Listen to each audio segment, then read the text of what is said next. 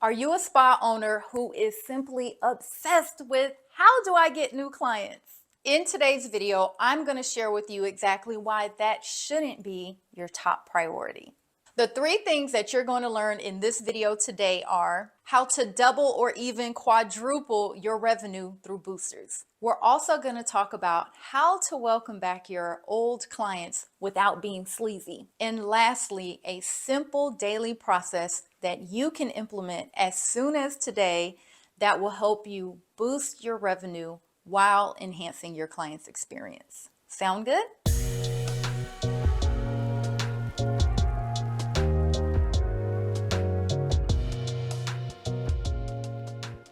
So oftentimes we always ask ourselves as spa owners, how can we get more clients? That is the number one question that I oftentimes hear in our business lounge. And although client acquisition is of great importance, what I've come to find is that oftentimes what we're really saying is that we need more business, we need more revenue, and we need it quickly, efficiently, and economically. And what you can do as soon as today is take a look at your appointment book, map out your revenue game plan, and maximize the business that you already have. So if client acquisition isn't the main focal point here, what is? Your CR. That's your client retention rate. The reason why you want to focus on your existing clients is because statistics show that over 80% of all revenue is generated by only 20% of our client base. So think about your MVP, most valuable payer. You've oftentimes heard about the ideal client, but what I've come to find is that if you really tap into the leads that you already have, if you really tap into the audience that we all are trying to drum up on social media, and if you tap into the appointments with the people who are there with you right then, right now. The first thing is revenue boosters. Some of you think of this as add-ons, enhancement options, customization. However, I like to think of it as boosting the revenue and the impact for your client. And the way that you go about this is before your client comes in, just like you have an appointment protocol, you want to create a protocol and a roadmap and have a little bit of anticipatory services by identifying what their needs are. What kind of conversations have you had with them prior? Did you maybe give her some samples? The fortune is in the follow-up. So you want to ensure that if you're maybe doing a bikini wax and you noticed and or have had conversations about how her ingrowns have been painful for her, or the sight of some hyperpigmentation in the intimate areas is just something that she's not comfortable with, or maybe it makes her feel self-conscious when she wears a bikini. That's a perfect time to offer a revenue booster and enhance her experience with a vajacial. So that is just one example of how you can boost the revenue as well as the confidence of your client, the experience for your client, and ultimately extending an amazing value to her. Okay, so if you've been following me for any type of time, you know I am a numbers gal. I am all about metrics. Follow the data. It is your friend because the numbers do not lie to you. They don't have any feelings or emotions attached. So a few KPIs, which are key performance indicators that I really want you to lean into, is AOV and FOV. Let's talk about the first one. It's your AOV, which is average order value. Ultimately, what this means is on average, what are your clients spending with you, right? What are they investing in? And so by simply increasing that number, even as little as 25% can be a huge driver for your profit. The second one is FOV, one of my favorites, frequency of visit.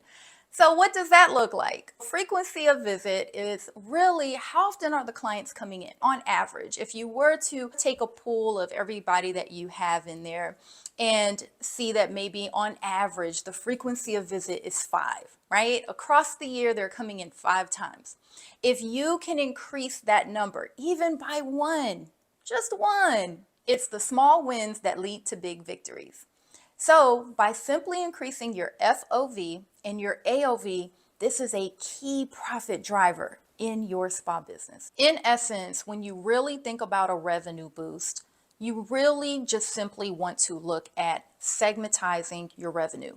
If you had a pie, like a revenue pie, and you were to slice it up, how much of it is coming from service or retail, other things like gift card sales?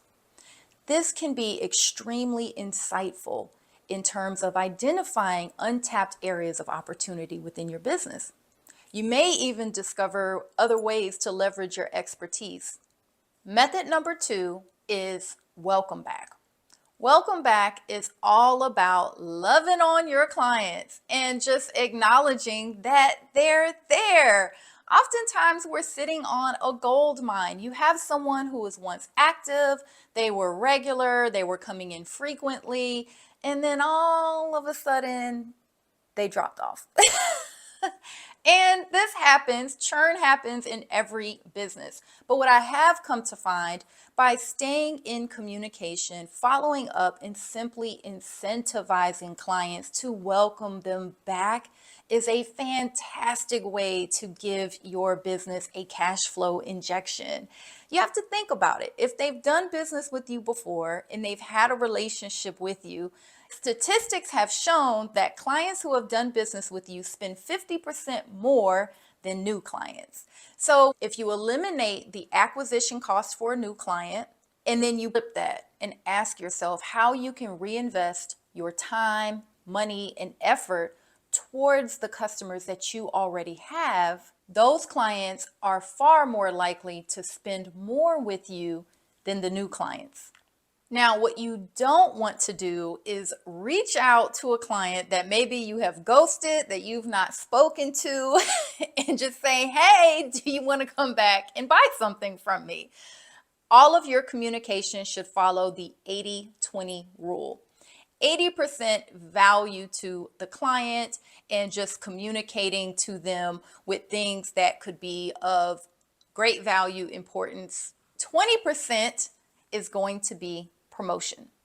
So one thing that you could do is simply be genuine. If she was a client of yours, aren't you wondering, why did she leave? Why is she coming back? How are things going along her skincare journey? So share that. You have a relationship with her, right? Also telling her, hey, what's new? A lot has probably changed since the last time she's been in there. Update her about some events, your product of the month. Take that as an opportunity to get her back in the know. And then the next thing you want to do is invite her back. Give her an exclusive opportunity. This doesn't mean a cash draining discount, but what it does mean is that maybe you offer her to come back in for a skin health assessment. Depending on how long it's been, most people like to know about themselves. What is going on with their skin? Look at her product history and ask her, what products are you using now? How is it acting with your skin? Or maybe you're a nail tech and you do restorative foot care for them. If you know that this is something that's been problematic for her and it's not really a once in a while type of service, but it's something that she genuinely needs for her health and wellness, I would be curious as to how is she tending to that. So don't give a sales pitch. Be a resource to her and remind her about the experience in the relationship that she's had with you. I want to share with you a process that you should be following each and every single day in order to ensure that you are boosting your revenue and your client's experience. Step 1, identify the amount that you already have scheduled on your books for the day. Step 2, you want to identify any revenue boosting opportunities there. So this looks like looking at their purchasing order history, looking at their notes that you have from prior services, thinking about ways to enhance the results that they're achieving, or if you have a monthly reoccurring type of option and this client is more pay as you go, really presenting the value in transitioning her into a monthly reoccurring container, whether it's a bundle, a treatment plan, a series, or a package. The third thing is you want to identify how to fill the gap. Yeah, there's a gap sometimes between your target for that day or week or month and what's actually scheduled on your books. So if you look and take inventory and you clean that up, in addition to what's already scheduled, you can quickly identify how to fill your gap. And then, of course, the data, we can't forget about our numbers, because by looking at your metrics and setting benchmarks for yourself, this will help guide you on how you can make improvements in your own process. So at the end of the day, you want to take a look at that amount that you originally had laid out, which is what was scheduled. Now, we all know that things don't always go as planned. Clients reschedule, they cancel, they no-show, they booked one thing and they switch it to something else. So you may have to do some adjusting to that initial number that you plugged in at the top of the day. Once you've adjusted that number and have it finalized, you now want to look at your revenue boost. What were all of the ways that you enhanced your clients' experiences for the day, and what additional revenue were you able to generate? Lastly, you want to see what that percentage is. So for example, maybe you had a $100 facial that was booked. It was scheduled, money already there. That client comes in and then you tell her about her home care. You want to introduce and provide the full continuum of care. And you end up selling a $100 skincare kit. Well, you just boosted your revenue by 100% for that appointment. So as you can see, over time, all of these incremental boosts can really enhance your bottom line and help you reach your revenue target. As a licensed professional, it is our jobs to identify the solution to the problems that our clients are presenting to us. That's ultimately what it's all about. And I know that sometimes sales can be a dirty word. And we will say, I am not a salesperson. But what I am here to tell you is that you are a licensed professional and an expert within your industry. And so it is your job, it is your responsibility to ensure that you are always putting the client first. And in order to do that, you have to anticipate her needs. You have to present to her solutions that she didn't even know existed. Because sometimes what I've come to find is that a client just simply needs a little bit of education. They need to be informed in order to make a purchasing decision. Maybe she's not aware that you even have a treatment plan available for her. Maybe she's not aware of some of the different modalities that can enhance her experience. And sometimes it's just simply the value of saving time. Maybe she's on one plan by introducing some home care for her and some prescriptive retailing, that it can put her on the fast track to getting rid of that hyperpigmentation that she really dislikes. So when we talk about boosting revenue, I don't want you to forget about why we go through this process. Because it's never about making money, is it? Most of us, we are walking in our purpose. We chose this field because we're passionate about it. We're passionate about serving our clients. But you can be profitable at the same time. And so I invite you to really approach this revenue roadmap and this process from a place of servitude. I want to invite you, when you go through this process, to remove the number out of your mind. Don't get sticker shock and price shock on yourself and talk yourself out of it. Sometimes we talk ourselves out of the purchase that we're trying to ask the client to invest in. This isn't about you. Your gift is not for you. It's for others. And who are we to deny others of our gift? You should always share it with the client and allow them to make the decision. If you're interested in putting this into place as soon as today within your spa business, I'd like to invite you to download the Spa Owner's Weekly Revenue Strategizer.